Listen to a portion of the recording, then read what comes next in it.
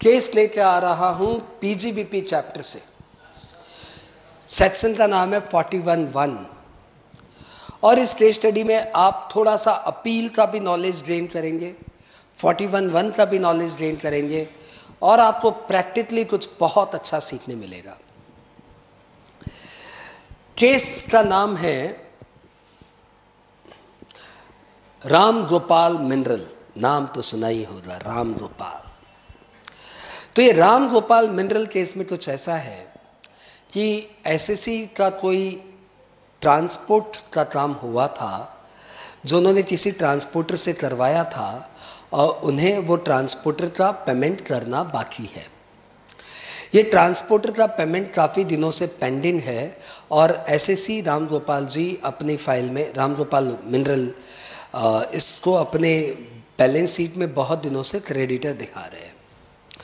Department ने assessment करते समय एसएससी को बोला कि भाई ये क्रेडिटर कौन है, किसको देना है आपको।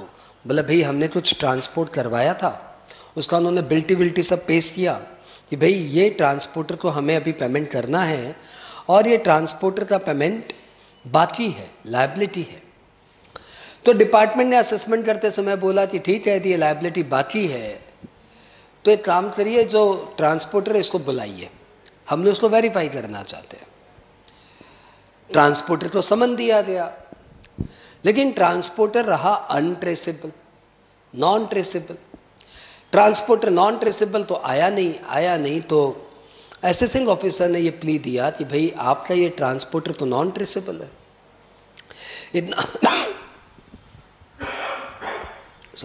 इतना दिन से ये नॉन ट्रेसेबल भी है, इतना दिन से आपने इसका पेमेंट भी नहीं किया और जब हम लोग इसको बुला रहे तो नॉन ट्रेसेबल भी है। तो फिर एक काम करिए, ये लायबिलिटी आप वेव्ड मान लीजिए और 41(1) में आप इसको इनकम मान लीजिए। असेसिंग ऑफिसर ने बोला सर वो लायबिलिटी वाला वापस आ गया, तो बोला नहीं वो तो आया ही नहीं ना, हमने तो उसको समन दिया, वो कहाँ आया।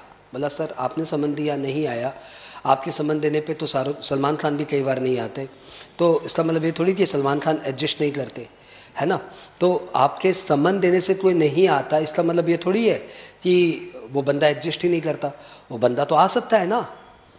बोला नहीं, ये हम आपका लायबिलिटी जस्टिफाइड नहीं मानते कि ये लायबिलिटी आपकी है। लिटरली ये लायबिलिटी हम लोग ये मानते हैं वेवर ऑफ लायबिलिटी और इसलिए 41(1) में हम आपकी इनकम बढ़ा देते हैं। और उन्होंने 41(1) में, आपको पता है what is section 41(1), if any expenditure earlier claimed now waived, discounted, refunded, वो लायबिलिटी अब एडजस्ट नहीं करती, सीज टू एडजस्ट, तो फिर वो आपकी करंट ईयर की इनकम मान ली जाती है। एसएससी ने बोला सर मेरे को ट्रांसपोर्टर थोड़ी बोल रहा है कि भाई हम आपसे पैसे नहीं लेंगे, एसएससी तो ट्रांसपोर्टर तो बस है, लायबिलिटी है, मैंने उनसे काम कराया, उसका मैंने आपको प्रूफ दे दिया कि भाई ये सब ट्रांसपोर्ट हुआ था, ये सब बिल्टी है, ये सब है, पेपर्स मेरे पास है, मतलब मैंने उनसे काम कराया, ये पक्का है। तो डिपार्टमेंट बोल रहा है काम कराया ये बात पक्का है, इसमें डिनाइल नहीं है, लेकिन अब वो आपसे जब पैसे आप उनको दे नहीं रहे हो, वो आपसे ले नहीं रहा है, तो इसको वेवर मानते हैं, ख़त्म करते बात। और उन्होंने कुछ नहीं सुना और 41(1) में इनकम बढ़ा दी। मामला कमिश्नर अपील से आईटीएटी के पास पहुंचा।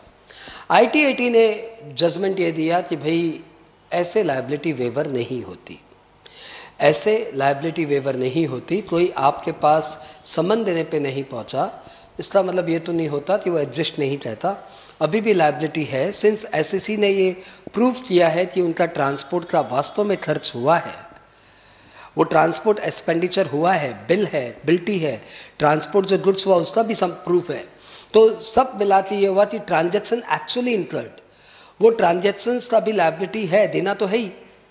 जस्ट बिकॉज आपके समन देने पे वो सामने वाला नहीं आया, it can not be termed as cessation of liability, और ट्रिब्यूनल ने एसएससी के फेवर में डिसीजन दे दिया। डिपार्टमेंट पहुंच गया कोर्ट के पास, हाई कोर्ट के पास। कर्नाटक हाई कोर्ट में केस पहुंचा तो कर्नाटक हाई कोर्ट ने दो अच्छे जजमेंट दिए, दो लैंडमार्क बातें हैं। एक बात तो कई बार कह चुका है, डिपार्टमेंट समझता नहीं है, दूसरी बात पहले मैं एक एक करके सुनाऊं। तो कर्नाटक हाई कोर्ट ने बोला कि आपके समन डे के दिन, आपने समन तो ये बोला कि 13 तारीख को आओ, और वो 13 तारीख के दिन नहीं पहुंचे, this is not the sufficient proof कि बंदा एडजस्ट नहीं करता। और दूसरी बात, यदि उस बंदे की डेथ हो भी गई है, ट्रांसपोर्टर की डेथ हो भी गई है, क्रेडिटर की डेथ हो भी गई है, तो उसका लीगल एयर बाद में भी आके अपना क्लेम कर सकता है। और यदि उसका लीगल एयर बाद में वो पैसा क्लेम करता है तो एसएससी को बिजनेस विजडम रखते हुए उसका पेमेंट करना पड़ेगा। तो ऐसे में ये लायबिलिटी वेव नहीं हो रही है, सीज नहीं हो रही है, ये लायबिलिटी है। दूसरा उन्होंने बोला कि tribunal is the final fact finding authority and to the high court you can bring only those question which are having substantial question of law. तो इस पर्टिकुलर केस में मुझे यानी हाई कोर्ट को कोई सब्सटेंशियल क्वेश्चन ऑफ लॉ नजर नहीं आता। सिंस इसमें कोई सब्सटेंशियल क्वेश्चन ऑफ लॉ नहीं है तो ये केस हमारे पास आना ही नहीं चाहिए था। इस तरीके से हाई कोर्ट ने फिर से ये प्रूफ कर दिया कि tribunal is the final fact finding authority, unless there is a substantial question of law आपको हाई कोर्ट के पास नहीं जाना चाहिए। और दूसरी बात, डिपार्टमेंट के समन देने के कारण यदि कोई क्रेडिटर नहीं आता है या डिपार्टमेंट की छानबीन में वेरिफिकेशन में कोई क्रेडिटर सामने नहीं आता है, इसका मतलब ये नहीं कि वो क्रेडिटर एग्जिस्ट ही नहीं करता और वो लायबिलिटी खत्म हो गई। इस फील के साथ कोर्ट ने अपना जजमेंट एसएससी के फेवर में दिया और 41(1) में जो असेसिंग ऑफिसर ने एडिशन किया था इनकम का उसे उसने हटा दिया।